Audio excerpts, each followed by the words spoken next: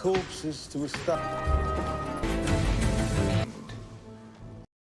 दोस्तों, ये Sherlock series का स्पेशल एपिसोड है। 1881 के युद्ध में हजारों सिपाही जान दे चुके थे और कई हजारों घायल हो गए थे, पर जॉन वॉटसन नाम का एक आर्मी डॉक्टर कुछ घावों के साथ जिंदा बच गया था। उसने ये फैसला किया था कि वो लंदन जाकर एक शांत जिंदगी बिताएगा, लेकिन लंदन में घर का भाड़ा इतना ज्यादा होता है कि वो बेचारा परेशान हो जाता है। तब वो अपने एक पुराने दोस्त से मिलता है, जिससे वो अपने दिल की सारी बातें बताता है। उसका दोस्त कहता है, यार मेरा एक और दोस्त है जो बिल्कुल तुम्हारी तरह घर के भाड़े को लेकर परेशान है। अगर तुम दोनों घर शेयर करने को तैयार हो तो दोनों की समस्या मिट जाएगी। अब वॉटसन मान जाता है और दोनों उस तीसरे दोस्त से मिलने जाते हैं। अगर पहला एपिसोड आपने देखा है तो आप जान ही गए होंगे कि वो दोस्त शेरलॉक है। वे देखते हैं कि शेरलॉक एक लाश को बेल्ट से पीट रहा होता है। अब शेरलॉक बेमतलब तो कोई काम करता नहीं, उस लाश पर पहले से कुछ घाव होते हैं और अब बेल्ट से नए घाव बनाकर शेरलॉक दोनों घाव को कंपेयर करके बता सकता है कि पुराने घाव कब लगे थे। अब ये सब देखकर वॉटसन चौंक जाता है और तब शेरलॉक वॉटसन से पूछता है, तो फिर अफगानिस्तान से कब आए तुम? मैं वायलिन बजाता हूँ और सुट्टा भी मारता हूँ, तुम्हें इससे कोई प्रॉब्लम तो नहीं है ना? वॉटसन कंफ्यूज होकर पूछता है कि तुम्हें कैसे पता कि मैं तुम्हारे साथ रूम शेयर करने आया हूँ? शेरलॉक कहता है कि वो ऐसे वॉटसन की आज सुबह ही मैंने अपने दोस्त को इस बारे में बात की थी, वो तुम्हें लाया है तो इसका और क्या मतलब हो सकता है?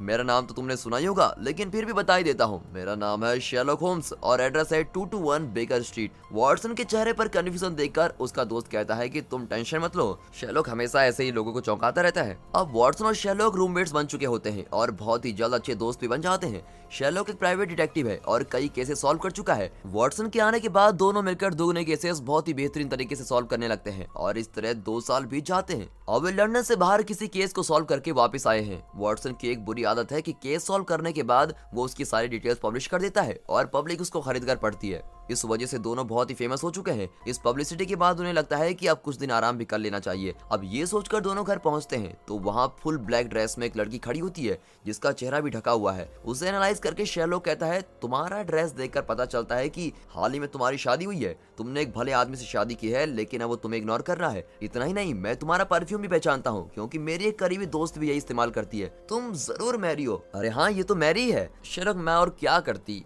वॉटसन तुम्हारे साथ मिलकर केस पे केस सॉल्व किए जा रहा था और मुझे तो लगभग भूल ही गया था। जब भी मैं उससे मिलने की कोशिश करती हूँ तो वो यही कहता है कि मैं इस केस में हूँ, उस केस में हूँ, और तंग आकर मुझे भी एक क्लाइंट बनकर यहाँ आना पड़ा। अब वॉटसन और मैरी के बीच झगड़ा शुरू हो जाता है। कुछ देर इनकी हरी भरी बातें सुनकर शेरलॉक चिल्लाता है कि बहुत हो चुकी तुम दोनों की गिटर पिटर, अब मैं चुप नहीं रहूंगा। मैं भी चुप नहीं रहूंगा शेरलॉक। ये कहते हुए ग्रेग वहां आता है और देखने में एकदम कॉमेडियन लगता है। वो शेरलॉक को एक केस के बारे में बताता है। एमिली नाम की एक लड़की थी जो दुल्हन की ड्रेस पहनकर 2 गन्स लेकर बाहर आई और यू कहकर किसी को शूट करने लगी। शुक्र है किसी को गोली नहीं लगी, पर उसने शूटिंग बंद नहीं की। कुछ देर बाद उसने अपने मुंह में गन रखकर शूट कर दिया। उसके सर से खून फुहारे की तरह निकला और पीछे की स्क्रीन खून से लाल हो गई। स्पॉट पर ही एमिली मर गई। ग्रेग, ये भी कोई केस है? उसके दिमाग में कोई प्रॉब्लम होगी इसलिए खुद को शूट कर दिया। अरे सब्र करो शेरलॉक, पूरी बात तो सुनो। एमिली की लाश को मुर्दाघर ले गए थे, पर यहाँ एमिली का पति उसकी मौत से दुखी होकर बार में ड्रिंक करने चला गया। जब वो बार के बाहर निकला तो दुल्हन की ड्रेस में शॉटगन लिए एक लड़की खड़ी थी। फिर पता चला कि वो एमिली है। उसके पति की कुछ समझ में नहीं आ रहा था, लेकिन इतने में एमिली ने उसको शूट कर दिया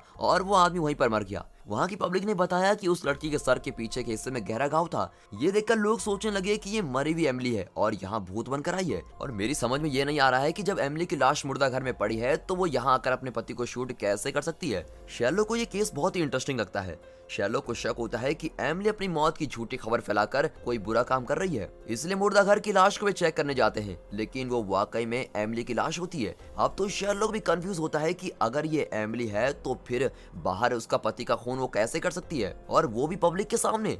तभी मुर्दा घर का इंचार्ज हॉपर आता है। अरे ये तो मॉली है, लेकिन आदमी के भेष में होती है और अपना नाम हॉपर बताती है। तो हॉपर बताता है कि एमिली के हाथ पर खून के दाग लगे हुए हैं, मतलब उसने खून से कुछ किया है। तब वे देखते हैं कि वहाँ की दीवार पर एमिली के खून से यू करके लिखा होता है, लेकिन मरने के बाद मुर्दा घर में पड़ी हुई लाश ये कैसे लिख सकती है? कहीं ये सचमुच भूत प्रेत का काम तो नहीं? Total confusion. तब वॉटसन चिल्लाता है, मिस्टर डिटेक्टिव शेरलॉक, मुझे क्लू मिल चुका है। जिसने एमिली के पति को मारा वो एमिली की जुड़वा बहन हो सकती है। भूल गए शेरलॉक, लाइक सीता और गीता। वॉटसन, तुम बॉलीवुड देखना बंद करो और यहाँ लौट आओ। तुमने गैस तो अच्छा किया है, लेकिन गलत है। फिर अपने दिमाग पर बहुत जोर देकर शेरलॉक सोचता है, लेकिन बात नहीं बनती। 2 महीने बीत जाते हैं और शेरलॉक उस केस को लगभग भूल ही जाता है। तब ग्रेग दोबारा आकर कहता है कि शेरलॉक, आज तक 5 लोगों का खून हो चुका है और बिल्कुल उसी तरीके से हुआ है। हर कत्ल के स्पॉट पर यह खबर मिली है कि खूनी एक लड़की है और दुल्हन की ड्रेस में उसने खून किया है। इतना ही नहीं, हर स्पॉट पर यू करके लिखा हुआ है। मुझे तो लगता है कि ये लड़की एक भूत है। ग्रेग, तुम पुलिस की तरह बात करो, ना कि जादू जादू टोने वाले की तरह।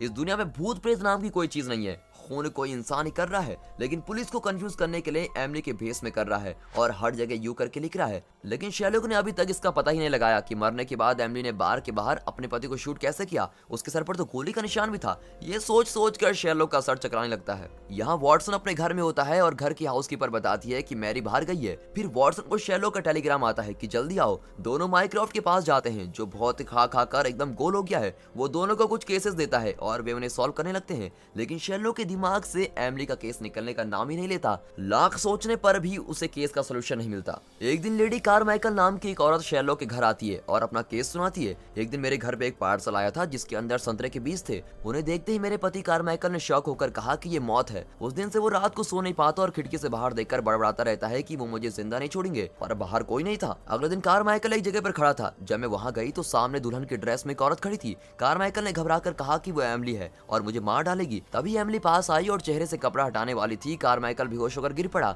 इतने में एमिली गायब हो गई। इस तरह लेडी कारमाइकल अपनी पूरी बात बताती है। शेरलॉक लेडी कारमाइकल को दिलासा देता है कि हम दोनों आज रात तुम्हारे घर पर होंगे। वो जरूर तुम्हारे पति का खून करने आएगी, लेकिन हम दोनों तुम्हारे पति को कुछ नहीं होने देंगे। शेरलॉक की बात से लेडी कारमाइकल को जरा तसल्ली होती है। वहाँ माइक्रोफ्ट मैरी को उस खूनी दुल्हन के केस की डिटेल्स बताता है और कहता है तुम शेरलॉक और वॉटसन को फॉलो करो, कहीं वे किसी मुसीबत में न फंस जाएं। यहाँ शेरलॉक और वॉटसन कारमाइकल के घर पहुंचते हैं और उससे पूछते हैं कि क्या तुम एली को जानते हो, वो तुम्हारा खून क्यों करना चाहती है। लेकिन कारमाइकल किसी भी सवाल का जवाब नहीं देता। अब शेरलॉक समझ जाता है कि ये एमिली के बारे में कुछ जानता है, लेकिन कोई बात छुपा रहा है। फिर दोनों बाहर आ जाते हैं और रात तक एक बहुत ही गंदी और बदबूदार जगह पर छुप जाते हैं। उस जगह पर भी वॉटसन के सवाल बंद नहीं होते और पूछता है शेरलॉक भूत होते हैं या नहीं, उनके आने के क्या सिम्टम्स होते हैं। ओए डरपोक वॉटसन, भूत वूत कुछ नहीं होते, कोई एमिली के भेस में ही खून कर रहा है। शेरलॉक कहता है कि अब एक सच्चे डिटेक्टिव की तरह खून की राह देखो, समझे। तब घर की खिड़की पर दुल्हन की ड्रेस में एक रूप दिखता है। दोनों जल्दी जल्दी उस खिड़की की ओर जाते हैं। इनके पास आते ही वो रूप गायब हो जाता है और कांच के टूटने की आवाज आती है। शेरलॉक ऑलरेडी घर का कोना कोना देख चुका होता है और उसमें एक ही ऐसी खिड़की थी जिसमें कांच लगा हुआ था, मतलब खूनी उस खिड़की के पास होगा। ये सोचकर दोनों वहां जाकर देखते हैं, लेकिन उस खिड़की का कांच वैसा का वैसा ही होता है। तो वो आवाज कहां से आई। अब दोनों कांच तोड़कर अंदर जाते हैं। वॉटसन तुम यहीं रुको, क्योंकि खूनी के बाहर जाने का यही एक रास्ता है, मैं अंदर जाकर देखता हूँ। शेरलॉक अकेला अंदर जाकर ढूंढता है, लेकिन तब तक कारमाइकल की मौत हो चुकी होती है। कारमाइकल की लाश को देखकर शेरलॉक बाहर आता है और तभी वॉटसन के पास वही खूनी दुल्हन खड़ी होती है। उसे एमिली का भूत समझकर वॉटसन डर के मारे दौड़ लगाता है और शेरलॉक पूछता है कि यार वॉटसन, तुम्हें मैंने उस खिड़की के पास रुकने को कहा था ना, तुम यहाँ क्यों आए। शेरलॉक मैंने वहाँ एमिली का भूत देखा, मैं तो अपनी जान बचाकर भाग गया। तुमसे ज्यादा हिम्मत तो बच्चों में होती है यार वॉटसन, वो भूत नहीं खूनी था और अब वो हमारे हाथ से निकल चुका है। फिर दोनों तेजी से निकलते हैं और ग्रेग को भी इन्फॉर्म कर देते हैं। ग्रेग वहां आकर चेक करता है और कहता है कि कारमाइकल की लाश पर एक नोट है। ठीक से देखो ग्रेग, जब मैंने कारमाइकल की लाश देखी थी तो उस पर कोई नोट नहीं था। ये कहकर शेरलॉक फिर लाश को देखता है तो उस पर एक नोट होता है। उस नोट पर लिखा होता है मिस मी। ये शब्द देखकर शेरलॉक शॉक हो जाता है, क्योंकि ये मोरेटी के शब्द हैं। लेकिन मोरेटी तो मर चुका है, उसकी कब्र किसने खोद दी। अपनी कंफ्यूजन दूर करने के लिए अगले दिन ही शेरलॉक सारे न्यूज़पेपर पढ़ने लगता है। उसे लगता है कि कहीं कोई क्लू मिल जाएगा और वो इस केस को सॉल्व कर देगा। तभी मोरेटी उसके सामने आता है और गन अपने मुंह में रखता है। शेरलॉक सोचता है कि वो खुद को शूट करने वाला है, लेकिन वो ऐसा नहीं करता। उसके सर के पिछले हिस्से पर गन शॉट का घाव होता है। शेरलॉक चौंक कर पूछता है तुम तो मर गए थे, तो जिंदा कैसे हो गए। तब कोई चिल्लाता है कि शेरलॉक, हे शेरलॉक उठ जाओ यार। शेरलॉक आंखें खोलकर देखता है कि वो एक प्राइवेट जेट में बैठा हुआ है और सामने वॉटसन, मैरी और माइक्रोफ्ट है। अब कहानी सीजन 3 के एपिसोड 3 के उसी पॉइंट पर शुरू होती है जब शेरलॉक ने मैग्नुसन को शूट कर दिया था और हमेशा के लिए इंग्लैंड छोड़कर प्राइवेट जेट में जा रहा था। लेकिन 5 मिनट के अंदर उसे माइक्रोफ्ट का कॉल आता है कि मोरेटी जिंदा है और पूरे इंग्लैंड में मिस मी करके मैसेज भेज रहा है, इसलिए इंग्लैंड को तुम्हारी जरूरत है छोटू, जल्दी लौट आओ। इस पर उसका जेट भी यूटर्न मार के लौट रहा होता है। इसी दौरान शेरलॉक सोच रहा होता है कि मोरेटी तो मेरी आंखों के सामने मर गया था, अब वो जिंदा कैसे हो सकता है। अपनी इसी सोच के दौरान उसे 100 साल पुराना एमिली का केस याद आ गया था और वो झट से अपने माइंड प्लेस के अंदर चला गया। माइंड पैलेस के स्तर पर जाकर शेरलॉक को वो सब सच्चा लगता है जो वो सोचता है और इसी माइंड पैलेस की दुनिया में चल रहे उस पुराने केस की डिटेल्स आप अभी तक देख रहे थे।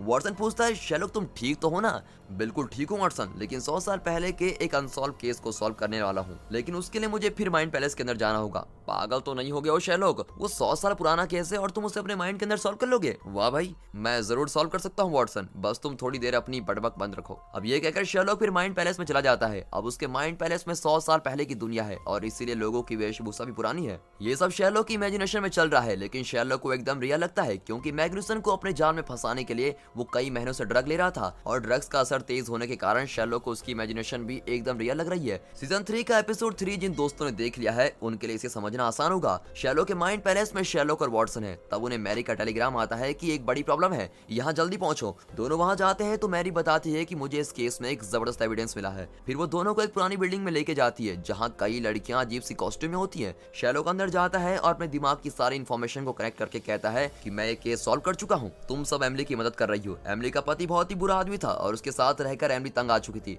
उसे लगा कि ऐसी जिंदगी से तो मरना ही अच्छा है। ये सोचकर वो अपनी शादी की सालगिरह में दुल्हन की ड्रेस में 2 गन लेकर निकल पड़ी और गुस्से में वो रास्ते भर शूट करती जा रही थी, लेकिन उसने किसी को घायल नहीं किया। पर लोग डर के मारे यहाँ वहाँ भागने लगे। फिर वो यूं करके कहने लगी और तभी उसने गन अपने मुंह में रख दी, लेकिन उससे शूट नहीं किया। उसने दूसरी गन से पीछे स्क्रीन पर शूट किया और अंदर से एक औरत ने स्क्रीन पर खून जैसा पेंट स्प्रे कर दिया था और सबको लगा कि वो एमिली का खून है। फिर एमिली की जगह किसी और की लाश को मुर्दाघर में ले जाया गया। तब एमिली का पति बार में ड्रिंक करने चला गया, लेकिन पत्नी की मौत का मातम मनाने नहीं बल्कि उसकी मौत का जश्न मनाने। एमिली सर पर गन शॉट का घाव जैसा मेकअप करके वहाँ आई और अपने पति को मार डाला। मतलब मुर्दाघर में जो लाश थी वो एमिली की नहीं थी, लेकिन जब शेरलॉक ने माइंड पैलेस में लाश को देखा तो वो एमिली की लाश ही थी। वो कैसे हुआ?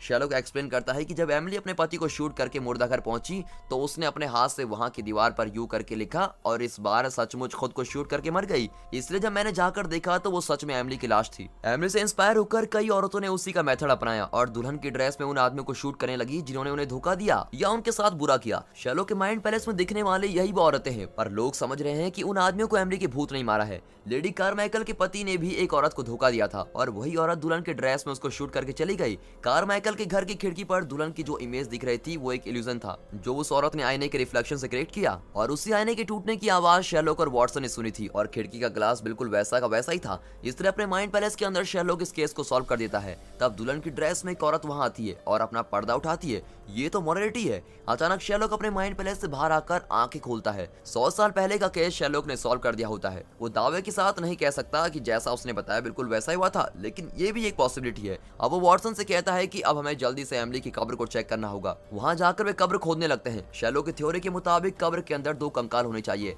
एक एमिली का और दूसरा उस लाश का कंकाल जो एमिली की जगह पहले मुर्दाघर ले जाया गया था। लेकिन खोदने पर शव पेटी में सिर्फ एक ही कंकाल होता है। कहीं मेरी थ्योरी गलत तो नहीं? पर शेरलॉक गलत कैसे हो सकता है? शव पेटी निकालकर अब शेरलॉक खुद खोदने लगता है। तब उसके माइंड में कुछ आवाजें आती है और वो फिर माइंड पैलेस के अंदर चला जाता है। वहाँ एक झरने के पास शेरलॉक और मोरेटी लड़ रहे होते हैं। तब वॉटसन आके एक गन से मोरेटी को मार डालता है और मोरेटी ऊपर से गिरकर मर जाता है। तब शेरलॉक कहता है, वॉटसन मेरे माइंड पैलेस में तुम भी एक इमेजिनेशन में हो, लेकिन असली दुनिया में हम दोनों अच्छे दोस्त हैं। अब मैं असली दुनिया में जाने वाला हूँ। ये कहकर शेरलॉक ऊपर से कूद जाता है और सच्चाई में लौटकर आंखें खोलता है। वो उस प्राइवेट जेट में होता है। मतलब ये कि इतनी देर वो अपने माइंड पैलेस के अंदर अपनी इमेजिनेशन में ही एमिली की कब्र खोद रहा था। अब वो प्लेन के अंदर उठकर कहता है कि 100 साल पुराना केस मैंने सॉल्व कर दिया है। माइंड पैलेस में उसने एमिली की कब्र में 2 कंकाल नहीं देखे थे क्योंकि एमिली की कब्र अब है ही नहीं, लेकिन आज की तारीख में उसकी कब्र होती तो उसमें जरूर 2 कंकाल होते क्योंकि शेरलॉक कभी गलत नहीं हो सकता। इस दुनिया में शेरलॉक जैसा और कोई नहीं जो 100 साल पुराने केस से धूल हटाकर अपने दिमाग के अंदर ही उसको सॉल्व कर सकता है। इस एपिसोड में हमें शेरलॉक के माइंड पैलेस का पावर पता चलता है और इसी के साथ दोस्तों ये एपिसोड यहाँ पर खत्म होता है और इसके बाद शुरू होता है सीजन 4। अगर किसी ने शेरलॉक सीरीज के सीजन 1, 2, 3 मिस किए हैं तो अभी भी वक्त है,